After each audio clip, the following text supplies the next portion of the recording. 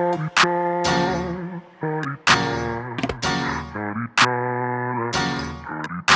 out the way. Who got a watch? Who got the time? I'm raising the clock. Even in my feelings, grind don't stop. Got big dreams, want big rocks. I got plans, you got talk. Heard it's real cheap, but it's really gon' cost. I'm tryna get these ends, building empires with my friends. I'm about handling my business. No time for stress over bullshit. You think success is an option? I'm tryna get this shit poppin' like woo. Big moves, my rules. Y'all heavy on the tweeting. I'll disappear a whole season like woo. Who said they looking for me? I'ma make. Hey DeMarie TV family, so everything I say is alleged, just in my opinion, and it is for entertainment purposes only. You guys, as you come in, please like the video and subscribe. I'm really going to be working to try to get my subscriptions up so my videos can reach more people on YouTube. So do me the favor and like the video and subscribe to the channel. Hit that notification bell so you'll be aware every time I drop a new video. So we're going to be reviewing Ready to Love Season 9, Episode 2, The Good, the Bad, and Freaky. So listen, Episode 2, back in Fort Worth, Texas, and these are gorgeous human beings. Beautiful people. Alonzo, he's an insurance adjuster. He's 36. You have Jonathan, he's 37, and he's a recycling center owner. You have Lamar, he is 43, and he's a coach and an entrepreneur. And then you have Chaz, he's 47, and he is a bank data and analytics senior manager. And as for the women, you're going to have Patrice, she's 43, she's a transportation company owner. You have Maya, 31, she's a healthcare IT consultant, and she's not the only tech person. You have Laylin, she is 41, she's a cyber security consultant. You have Patricia, she's 36, she's a tech recruiter. And then Rashina, she's 39, a hairstylist and salon owner. And then there's Vanessa, she's 35, and she's a flight attendant. So this is the second bunch. They're going to have their mixer of 10. It's 4 guys, 6 girls, and at the end of this mixer, they're going to vote off one of the women. Okay, y'all, and they're going to kick it off with Lamar. Lamar is the DJ coach entrepreneur. He's 43. And he's talking about how he likes to be spontaneous and upfront with people. And he's talking to Rashina, and he's talking to Vanessa, and he's sitting in between them. And initially, Rashina's saying, yeah, you know, I think Lamar's my type. He has the beard, the Miami Vice shirt. But then this man goes to talking about, are you spontaneous? And if I said, hey, let's just go somewhere, would you hop up and go? Or if I said, let's jump in the pool naked, would you jump in the pool naked? Then he's talking about first dates at nude resorts and places like that. And I'm like, why would you do that? This, sir, is why you on this show. Why would this is your first time sitting down speaking to someone at a mixer, and you talking about nudity and skinny dipping? It's just giving thirst. It's like, you cannot think that is a good idea. As a man, have a little bit of self-control. Like, talk about who you are, what your interests are. And if women being naked is the only thing that interests you, are you really ready for love? Really? Now for Vanessa, that's a complete turnoff. Like, you know, this is a woman who has children. She's a professional. She says she likes to take her time with things, analyze situations before she hops right in, and so she's completely turned off by him. And you know, as a 43-year-old man, you would think that his conversation would be more rich and have more substance. Like at 43, you should know better. This is a conversation I would expect from a 20-year-old, not a 43-year-old man. And so for me, I would probably be done with Lamar. Like 43 and you want to skinny dip and go to nudist resorts? I can't. And then your profession is a coach and an entrepreneur. That just seems sus to me. I'm not interested in getting involved with people who are all over the place and can't really settle down in their 40s. 40s, to me, you should know who you are, be settled, and come in shooting straight, trying to get to know someone by learning who they are and see if you have anything in common, versus trying to see who you could get to jump into the swimming pool naked with you. weird. That conversation may fly with a younger woman, like a woman in her 20s or early 30s, but it's not a conversation that I would expect to work with 39-year-old, 40-year-old woman. I just don't see that happening. They're in two different places. Now, Maya and Jonathan have a conversation. Jonathan's 37 and he's a recycling center owner. And then Maya is the healthcare IT consultant.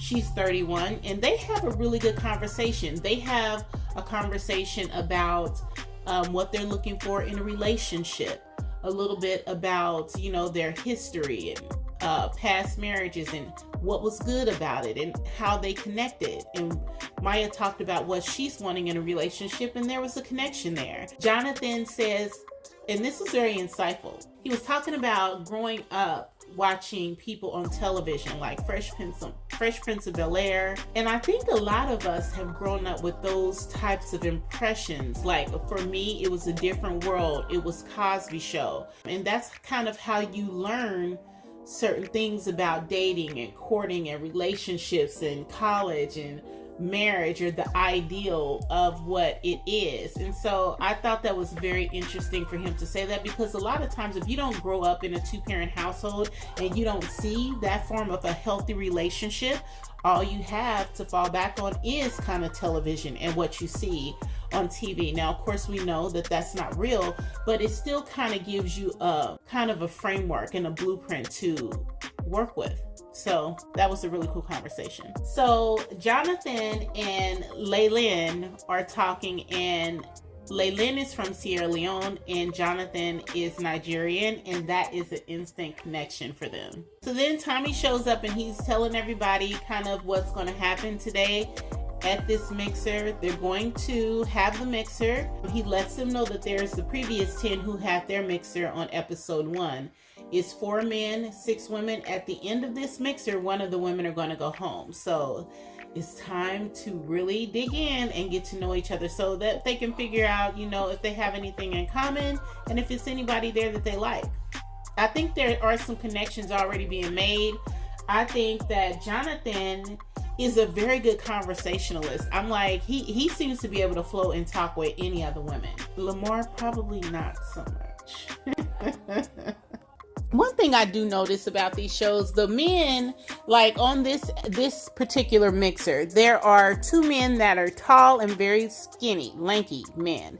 You have one that is shorter, who is Lamar, and then you have Chaz, who is kind of, a thicker build, but he's not very tall.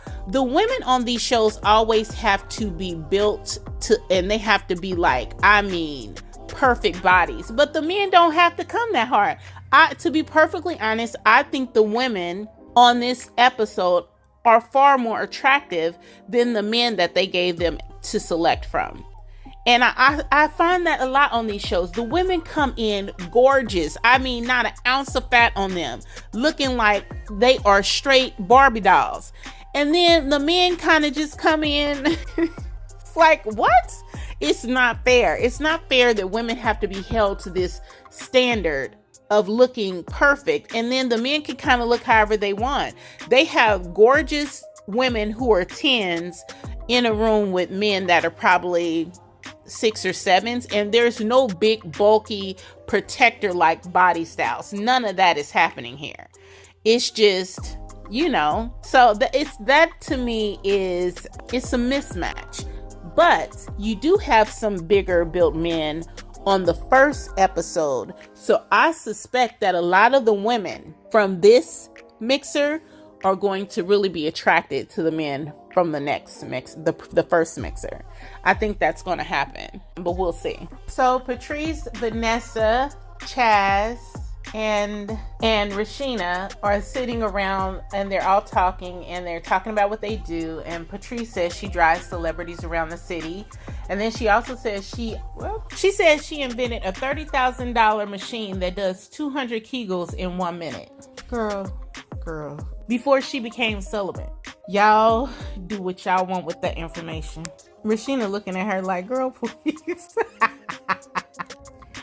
So I guess Vanessa and Maya are over there talking, and Alonzo comes over, and Alonzo's trying to open up a conversation with Vanessa, but she's giving him nothing.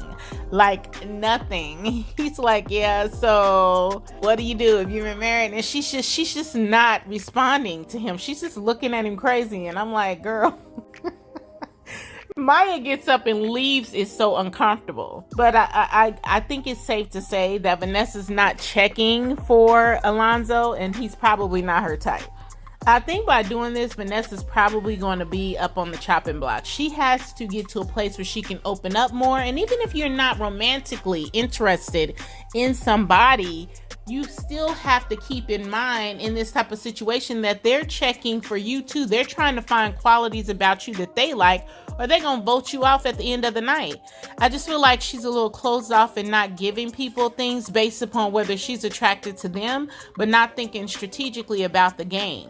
You have to be someone that they're interested in order for them to keep you there. So Chaz is talking to Rashina, and they're trying to talk a little bit about each other's history, and he tells the story about how his child will be 20, and when the baby was 6 months, he lost his child. And so when she asked if he wanted more children, there was a backstory to that, and by him sharing with her, I think that brought their connection, closer.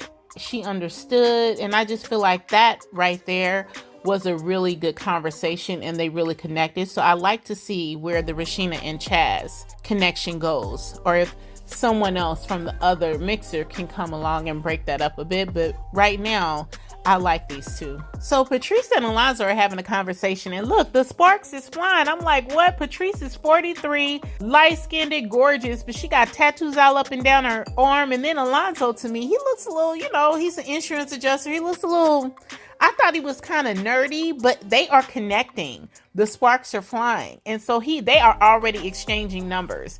And she's saying like she had children before, and now she's ready to just cut loose and have a good time. And she's saying, hey, a younger man might, be exactly what she needs. I love it. So Jonathan and Rashina have a conversation, and I mean, he was just upfront about it. He's not attracted to her. It's not a good fit. They had a hard time just conversating. It wasn't just rolling off the lips. It was a struggle conversation. So he was just like, they could be, a brother-sister type of situation. But as far as a romantic thing, I don't think either one of them were feeling that.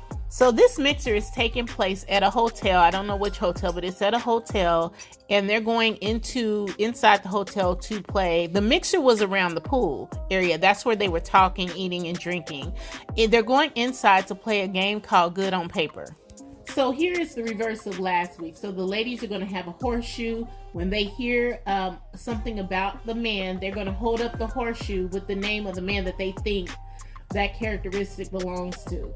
So remember, in the first mixer, episode 1, the men were on the spot to kind of see how much they listened in the conversation. This mixer, it's the women. Now listen, the first question of the game, he asked who got lost in their marriage trying to please his wife. All of the women say Lamar. Lamar is the wrong answer. It was Jonathan. So these women are not paying attention. How you ready for love and you ain't paying attention? So the next question is, or the next statement is, the reason why I don't have kids is I want to give my wife something I haven't given everyone else. And all the ladies except for Maya answered Alonzo, and that was correct. And I love that about Alonzo. I think that's so rare in today's world that you have a man who is thinking in that way about having children. I love that. I thought that was just wonderful. Says a lot about his character. So Chaz says, or actually, Tommy's reading the card, and he says that somebody said all that makeup makes you look like a Muppet, and them long eyelashes makes you look like something's coming out to scratch me. When he says this, you look at all the women up there on the panel. And they all have lashes and they all have makeup on it. I'm like, well, what was he thinking when he was talking to them or having conversations with them? Because they all got lashes on and they all got on like a lot of makeup. But it turned out it was Chaz. So Chaz is not a fan of the like full face makeup with the long eyelashes. He does not like that. He probably likes a more natural look. So I don't know how that's going to work out with this group of people because they all made up and their eyelashes is on, okay? So then Tommy says this man likes threesomes, sex toys, and swinging. And I'm just like, it gotta be Lamar. His first conversation was about a nudist place and jumping into the pool, skinny dipping naked. So it's got to be Lamar, which is a mess. You are not ready for love, sir. You are ready for the club or ready for hedonism or something, but you is not ready for love. See, this is what I'm talking about when I talk about ready for love. They need to vet these people to make sure that's what they really coming on here for, because he's coming on, he's ready to smash, not ready for love, clearly. So the last question is, what man says he learned romance from TV shows like Martin and Fresh Prince of Bel-Air? Now, I already told y'all what the answer to that is. So let's see if the two finalists, the women with the two highest scores, which is Laylin and Maya, let's see if they were listening and who gets this answer correct. And just like that, Maya gets it. Jonathan is the person who said that. She got it right. So Maya is safe from elimination. And the crazy thing is Maya would have been safe anyway, because Maya's body is sick. She's drop dead gorgeous. And most of the men thought she was beautiful. So now we're going to have to see who between Laylin, Patricia, Rashina, and Vanessa are going to go home. And I'm going to tell you, Patricia did not show up a lot in this episode. I didn't hear her talk a lot. I didn't hear her, I didn't see a lot of scenes with her. And the same for Vanessa. Vanessa's stunningly beautiful, but her conversation was lacking. And she's kind of judgmental, like certain people she wouldn't open up to at all. So I suspect, that it's going to be Patricia and Vanessa, but let's see how it goes. So Chaz and Vanessa are having a conversation, and she asks him, do you like the sunrise or sunset? And he's saying that he likes the sunset, and she does too, and they like similar things, both God-fearing, both interested in a relationship where there's good communication and the person seeks counsel. I love it. I was like, that is a nice little match there. So it seems like they have a lot in common, and they'll probably want to pursue that relationship more. So Vanessa, I thought for sure Vanessa was not going to connect with anyone, but when she got with Chaz, she lights up like a light bulb, smiling ear to ear. She has a gorgeous smile, and he had her just talking away. So it was just that she wasn't interested in the other guys, but when she found someone she was interested in, she lit up, and it was a great connection. Patricia's having a conversation with Jonathan, and I don't know why women do this, but they always talk about I am a firm believer that when you meet someone and you have a connection with someone, it's not healthy to talk a lot about past relationships. That's not anybody's business, and you should never bring that in your past, a past relationship, into your present, right? Like if something happens in a relationship and you're broken, you need to mend that before you move into another relationship. If not, you're just going to make the new person pay for the past person's mistakes. So already Patricia is talking about trust and how she doesn't necessarily trust people, and she doesn't feel like she can be vulnerable because she has not been with men that allowed her to be vulnerable with them, and so it's a little hard for her to open up. That is saying a lot to someone that you are talking to see if you could spark a relationship with. It just screams baggage. You know what I'm saying? That's not the type of conversation that someone wants to walk into and feel light about. It feels heavy, and it feels heavy because it is heavy. She's carrying baggage, and you just don't want to do that. Leave the past in the past.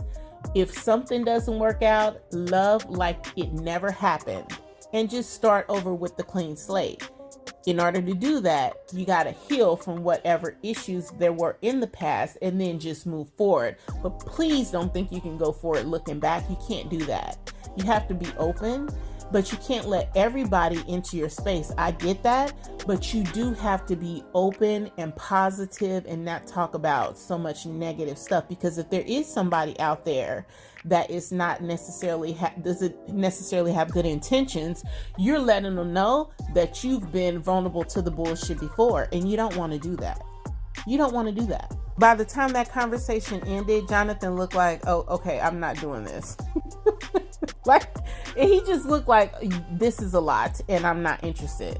So now it is time to deliberate. So Tommy brings the men inside, and they're about to discuss their interactions with the women and decide who should stay and who should go. So while the guys are in there deliberating with Tommy, the girls is outside chatting it up, okay? And they about to spill the tea on who they are interested in. And so, you know, they're going to let everybody know. Now, I don't think this is the best idea to just be like, who you interested in, who you interested in. It is a game, y'all. But Patrice says she's 100% feeling Alonzo. Okay, Patrice loves Alonzo. They had that good connection and the conversation on the couch. So, you know, I think they both have fun, light personalities, and it just might work. Vanessa, of course, mentioned Chaz because of that conversation that they had about, you know, their interest in, you know, church and communication and counsel. So they are both kind of into each other. So that's good. Maya says her and Jonathan just naturally flow. It's a good conversation. All of the men said Laylin. Laylin is drop dead gorgeous, long hair, very petite, very small. She has big boobs in proportion to her body. Sierra Leone, she's from Sierra Leone. She is a cybersecurity consultant and just gets along very well with the men. She's comfortable having conversations and engaging with them. And so they all said her name, which is impressive. So in the meeting, the men mentioned Rashida, Patricia, and Vanessa as women they found a little difficult to make connections with. I'm surprised about Rashida because I thought she was connecting really well. We'll see. You know, we're going to see how it turns out or how it shakes out. So they come to deliberation and they say Vanessa, Rashina, and Patricia step forward. And we kind of knew that because those are the names that were thrown out when the men were talking. But Rashina immediately, he said, listen, the men, you left them craving more. They want to know more from you. So open up, basically. And so he sent her back. So we're left with Vanessa and Patricia, which is not a shock. It's not a shock. Vanessa made her connection, but she made it late with Chaz. And so was it enough to keep her on the show? I think it will be, but we're going to keep watching and see. And it turns out the one who's going home is Patricia. And again, Patricia is a stunningly beautiful dark skin, long, beautiful hair, gorgeous body, but it really is about the connections you make with people.